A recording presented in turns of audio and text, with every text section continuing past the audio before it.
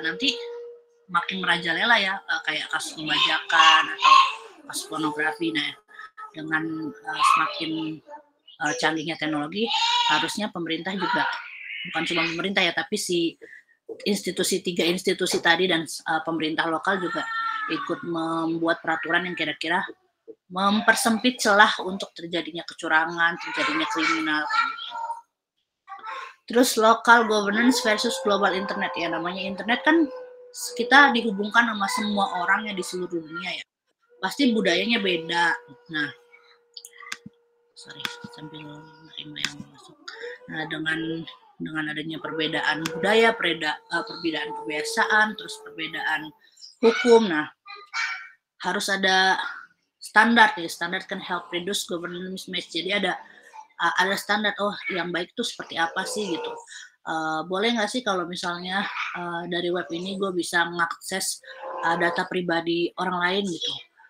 Di belahan dunia lain biasa aja gitu, masih saudara gitu. Tapi bagi di belahan dunia lain lagi, oh enggak, itu privacy. Nah itu kan harus disediakan lah hukumnya seperti apa yang menjadi standar agar yang lokal dan global ini punya standar gitu. Oh baiknya tuh seperti ini gitu. Ini bukan cuma isi kontennya aja ya, tapi juga cara membuat web yang baik, penggunaan bahasa internetnya yang baik, maksudnya bahasa codingnya yang baik tuh kayak gimana gitu. Itu juga diatur sama institusi-institusi tadi. Misalnya nih, kita bikin web pakai HTML, tapi nanti ada mungkin di belahan negara mana dia pakai webnya pakai kode lain gitu, bukan HTML. Akhirnya kan jadi nggak bisa dibuka karena makanya kita sama-sama pakai HTML, makanya kita bisa saling buka web yang sama juga gitu. Di manapun di dunia mana, di belahan dunia manapun kita bisa buka web tersebut karena masih pakai HTML gitu, karena pakai bahasa yang sama. Nah itu kenapa HTML ya, karena diatur sama si institusi tadi. Dan tadi pertama ada W3C.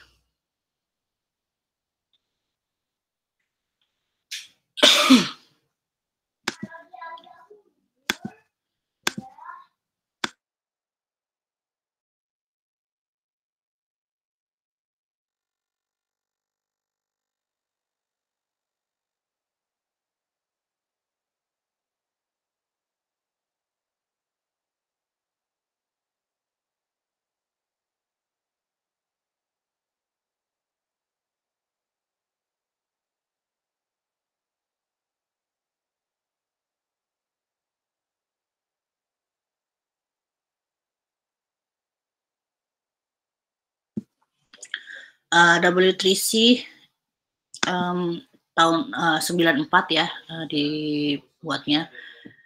Dia yang menjadi organisasi standar internasional paling utamanya ini yang bikin peraturan si W3C ini, permasalahan web. Sampai sekarang masih dipimpin oleh Tim Berners-Lee. Udah tua, udah 67 tahun tapi dia masih mimpin. Nah,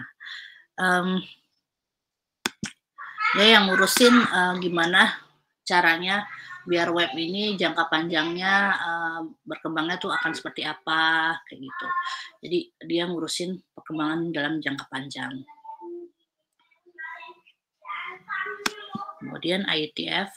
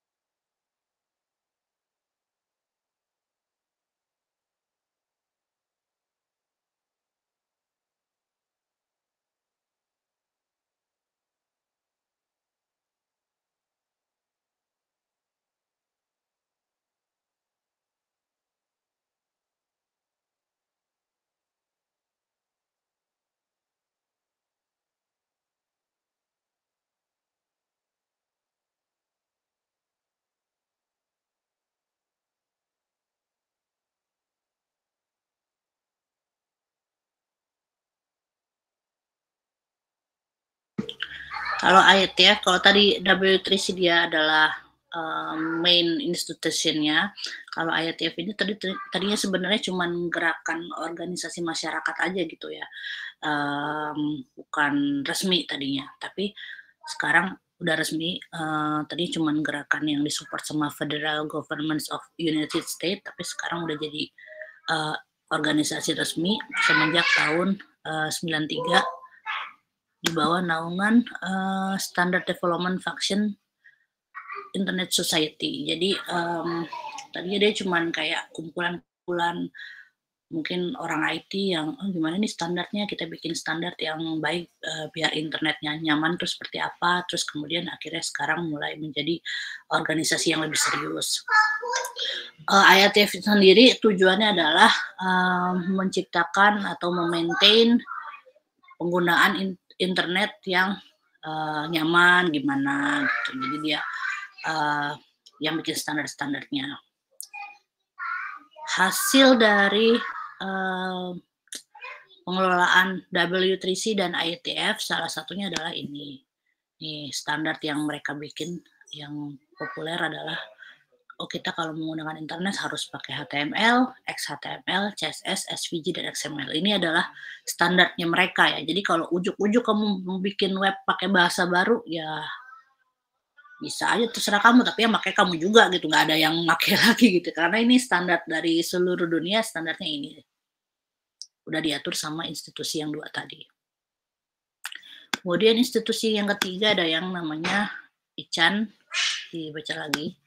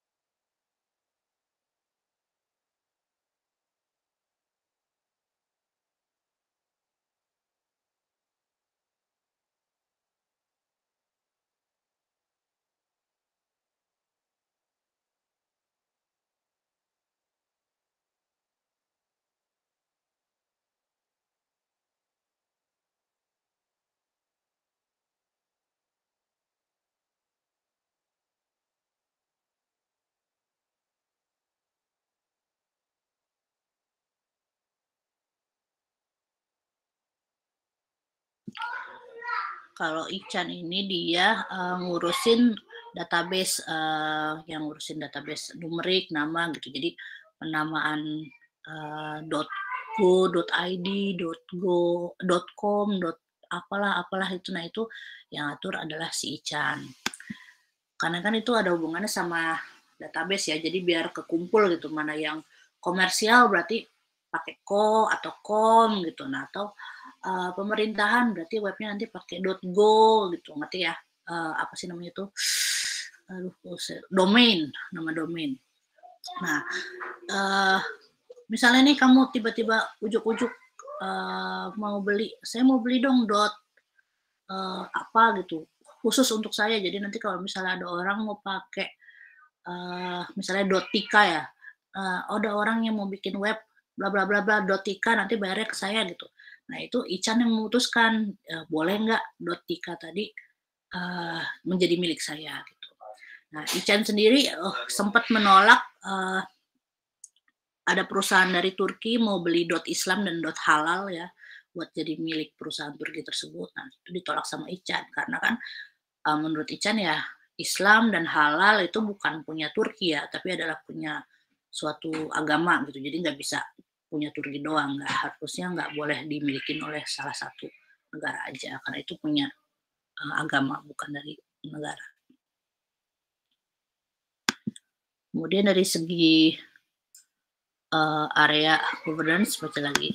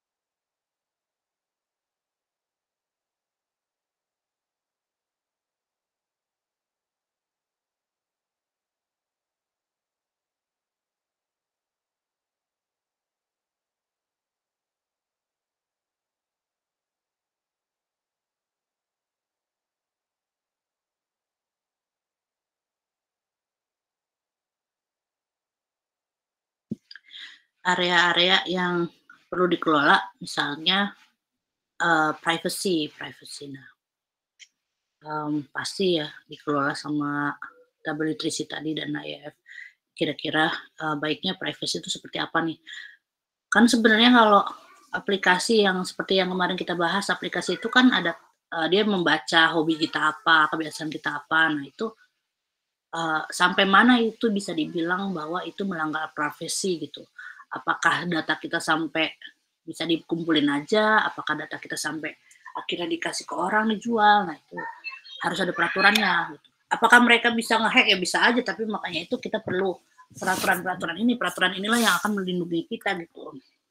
Tapi kan ada-ada aja ya waktu itu sempat beberapa tahun yang lalu ada kabar bahwa oh aplikasi ini sebenarnya nge-track bla bla bla bla bla gitu, ngebajak kita gitu. Nah itu yang nggak tahu, makanya kita kadang-kadang perlu membaca kalau misalnya lagi baru install kita kan ditanya nih setuju nggak sama term and condition. Nah itu harus sebenarnya dibaca, cuman siapa yang mau baca panjang-panjang kayak gitu ya.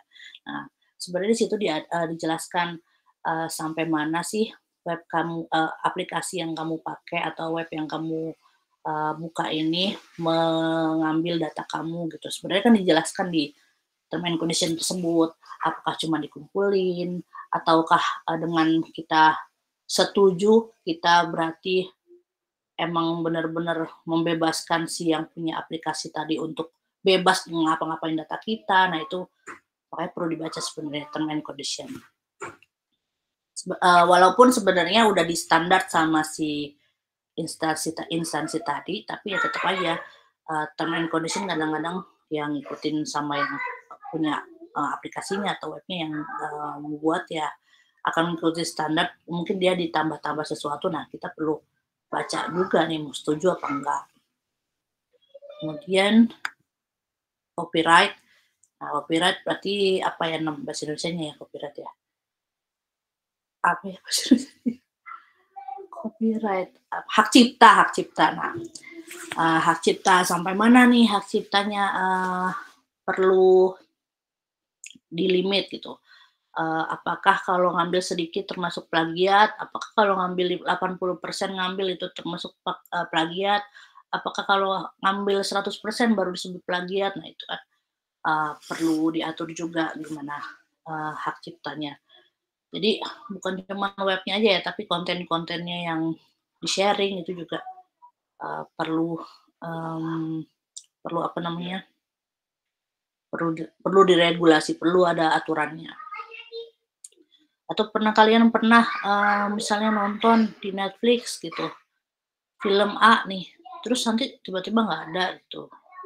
Tapi kalau pakai VPN nanti ada lagi gitu. Nah itu kenapa? Mungkin ada kerjasamanya dia. Oh hak ciptanya untuk nonton film ini cuman sampai tanggal sekian doang. Kalau misalnya tanggal sekian harus bayar nggak bisa karena udah nggak kerjasama lagi. Jadi cuma di negara lain aja kerjasamanya. Nah makanya kadang-kadang kalau pakai Netflix itu VPN-nya dinyalain biar film-film yang nggak ada di Indonesia tiba-tiba ada kayak gitu. Ada beberapa film yang hanya bisa diakses di negara-negara tertentu. Terus censorship. Nah, censorship ya berarti ya sensor ya. Sampai mana perlu disensor. Mungkin kalau web-web di negara barat ya asal ketutup aja apa sih namanya putingnya sedikit ya udah aman gitu. Padahal kan kalau bagi negara timur wah itu harus yang benar-benar kotak-kotak, yang benar-benar nggak kelihatan sama sekali tidak eksplisit, benar-benar blok gitu karena kalau yang di barat eksplisit sedikit, kelihatan sedikit masih aman. Nah itu perlu diatur juga gimana aturannya yang baik. Accessibility ini berarti apa sih untuk orang-orang yang punya keterbatasan. Misalnya kamu mau buat web untuk orang tidak bisa melihat gitu. Nah, terus kamu bikinnya biasa aja gitu. Nah, itu berarti kan tidak sesuai sama aturan yang dibuat gitu. Soalnya ada aturannya kalau untuk orang Yang tidak bisa melihat berarti harus ada ininya, harus ada ininya, harus ada suaranya, harus ada apalah. Standarnya misalnya keyboardnya harus braille gitu, saya nggak tahu ya.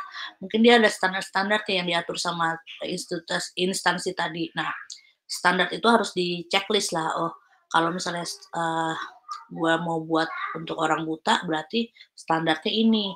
Gua bisa nggak memenuhi standar ini gitu. Kalau misalnya standarnya nggak bisa terpenuhi, ya berarti gue gagal nih, nggak cocok untuk buat web yang sesuai standar. Terus open data balik lagi ya ke webnya, apakah datanya mau di open apa enggak, nah itu tergantung yang punya web. Maksudnya yang punya web, ya yang punya aplikasinya atau punya webnya gitu. Apakah kita mau bikin web perbankan tapi open data? Ya nggak boleh lah ya, pasti kan itu ada rahasianya gitu. Nggak bisa black dibuka semua. Terus law enforcement atau hukum. Nah ini hukum sama lah ke kita juga kita bahas hukum ya, dari negara-negara mana, dari wilayah apa, ada hukumnya gitu. Misalnya mau bikin web anak-anak, nah mau sebatas apa nih webnya untuk anak-anak nih? Apakah nanti jadi bahaya bagi anak-anak tersebut, jadi lahan untuk pedofil, celah buat pedofil, nah itu ada hukum-hukumnya. Nih, nggak usah ini, nanti tugasnya saya, ada yang baru, nanti di tugas saya jelasin.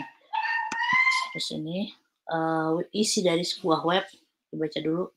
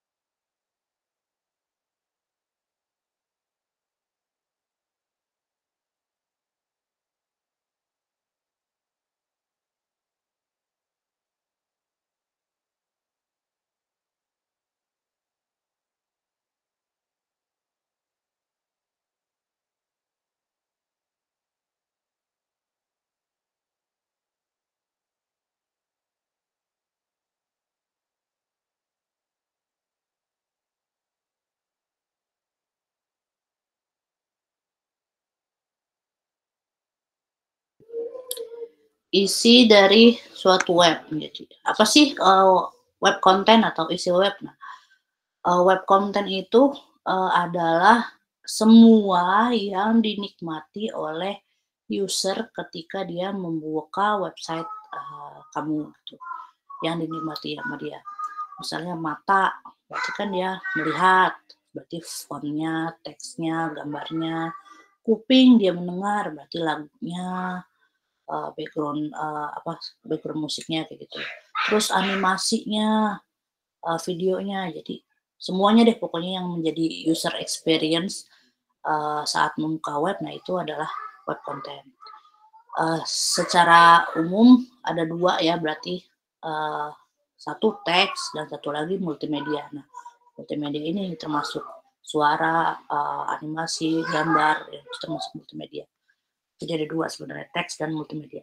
Oh ya tadi saya belum jelasin kalau yang dari segi hukum, jadi yang law enforcement ini, jadi yang punya web itu kadang-kadang diharuskan sama instansi tadi bahwa punya standar nih, standar keamanan yang merecord siapa aja yang masuk, siapa aja yang akses gitu. Jadi misalnya suatu hari terjadi tindak kejahatan bisa di-tracking nih siapa aja yang kemarin masuk ke web ini, siapa aja yang melakukan apa sih, mungkin ada yang ngambil data atau mungkin ada yang baca data, mungkin ada yang ngopi data. Nah, itu bisa di-track. Jadi web itu punya kayak CCTV ya, ibaratnya kayak CCTV. Jadi ngelihat siapa aja yang bolak-balik tuh dilihat, bisa kelihatan. Jadi nanti suatu waktu dibutuhkan si yang punya web akan ditanya, "Lu punya record-nya nggak? Punya rekaman nggak? Tanggal sekian siapa aja yang ngapa-ngapain?" Gitu. "Oh iya, nih punya." Nah, itu bisa dipakai untuk penyelidikan. Terus bahasa yang dipakai dalam website 60% bahasa Inggris lah ya. Kalau bahasa Indonesia sendiri dipakai nggak nyampe 1% nih. Masih sedikit pakai menggunakan bahasa Indonesia pada website. HTML, web, dan konten.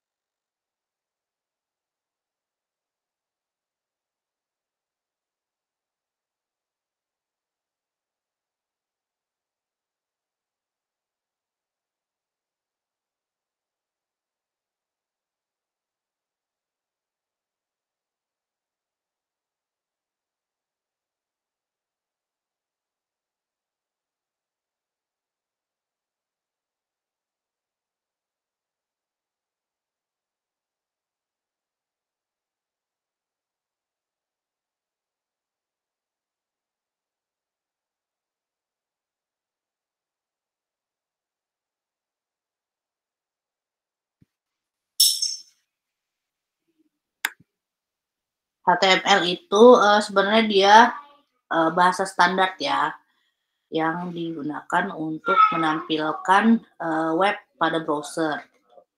Jadi dia bukan bahasa pemrograman, bukan. Tapi dia yang apa ya, jadi kayak kanvasnya gitu.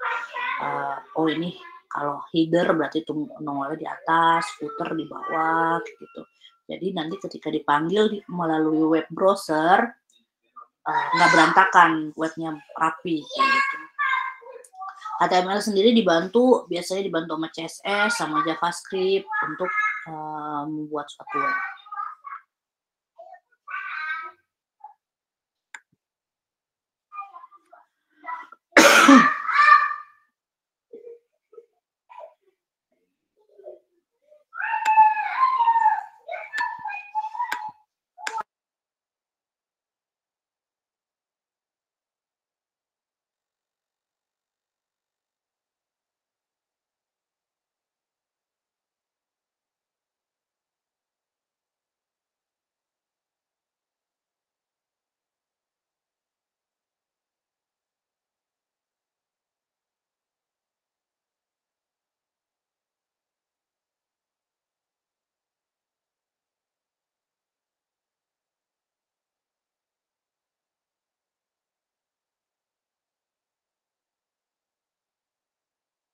Bagi yang belum pernah ngoding HTML itu sebenarnya ada agak simple, sangat simple ya, dia cuman untuk ngeframe.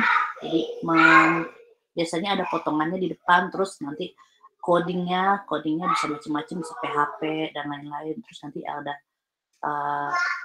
HTML untuk tutupnya di belakangnya. Jadi biasanya ada 2 potong gitu HTML. Nanti dibahas bentar. Ini dia anatomi dari suatu code HTML. Ini opening tag P, ini closing tag pakai garis miring P gitu. Yang di tengah ini namanya isinya, kontennya. Nah, ini bisa macam-macam, bisa code PHP dan lain-lain. Begini. Jadi intinya HTML itu terdiri dari opening tag, content, dan closing tag. Nah, elemennya ini ya 3 ya.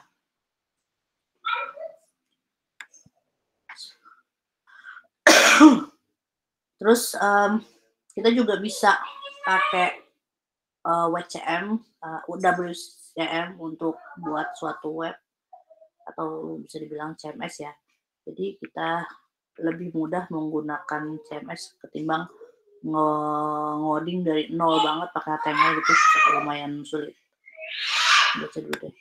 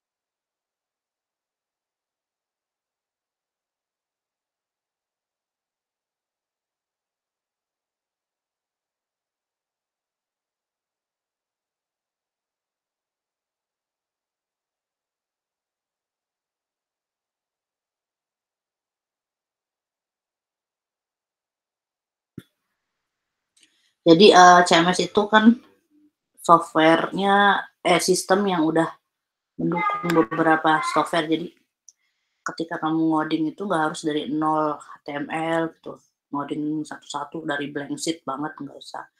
Jadi tinggal panggil-panggil aja, karena di CMS sendiri udah ada beberapa software yang kerjasama gitu.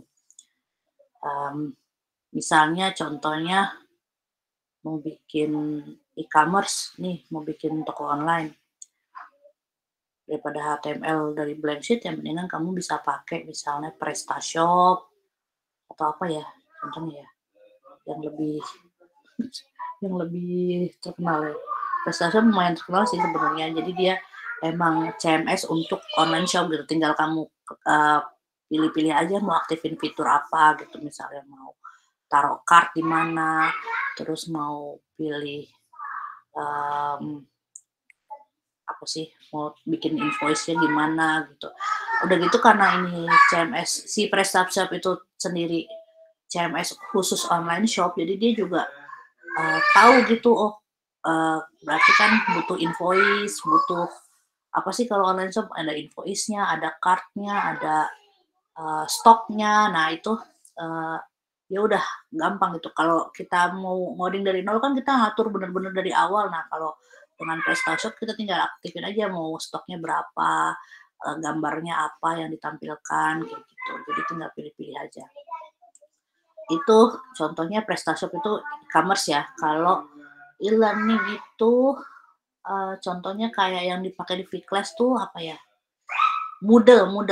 Vclass itu Gunadarma pakai Moodle. Jadi dia tinggal klik-klik aja tuh si admin Gunadarma, oh bikin ada 3 nih usernya. Usernya ada 3 ya, paling nggak ada pertama admin utama, terus dosennya, terus ada juga mahasiswanya gitu. Terus nanti dosen bisa ngapain aja, mahasiswa bisa ngapain aja, bisa dia utamanya bisa ngatur kira-kira siapa yang bisa akses apa gitu, bisa diatur kan, udah diatur sama Moodle TV mau kita pakai. Kalau e-learning Moodle contohnya.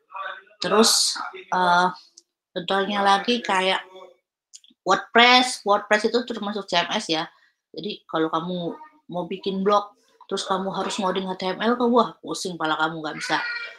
Belum tentu itu Raditya Dika atau blogger terkenal itu punya blog karena harus ngoding HTML, nggak mungkin dah. Makanya dia pakai WordPress, pakai Blogspot. Nah, itu kan blognya udah tinggal aja kontennya apa, taruh foto, terus mau diubah-ubah CSS-nya lebih gampang. Kayak gitu. Jadi nggak harus ngoding dari nol banget. Nah, ini contohnya benar. WordPress, Drupal, Joomla, macam-macam. Udah selesai hari ini, terakhir.